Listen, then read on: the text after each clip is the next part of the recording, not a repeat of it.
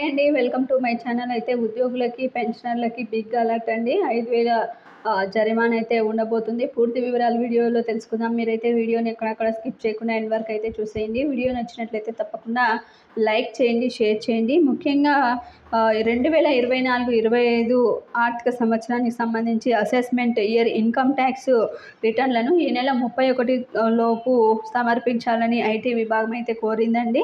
గడువును మరో నెల పాటు పెంచుతారని వస్తున్న వార్తల్లో నిజం లేదని అయితే స్పష్టం చేసింది. ఇలాంటివి నమ్మవద్దని కూడా సూచించిందండి. గడువు తేదీ దాటితే ఖచ్చితంగా 5,000 ఫైన్ చెల్లించాల్సి ఉంటుందని తెలిపింది. సంవత్సరం ఆదాయం 5 లక్షల వరకు ఉంటే 1,000 రూపాయలు, అంతకు మించితే 5,000 చెల్లించాల్సి అయితే ఉంటుందని ఈ యొక్క ఇన్కమ్ ట్యాక్స్ విభాగం అయితే తెలియజేయడం జరిగింది. కాబట్టి ఈ నెలాఖరులోపు ఖచ్చితంగా ఈ విధంగా ఇన్కమ్ ట్యాక్స్కు సంబంధించి రిటర్న్ అయితే దాఖలు చేయాల్సి అయితే ఉంటుంది. ఖచ్చితంగా అందరూ గమనించండి. మీకు వీడియో నచ్చినట్లయితే తప్పకుండా లైక్ చేయండి, షేర్ చేయండి. Thank you for watching.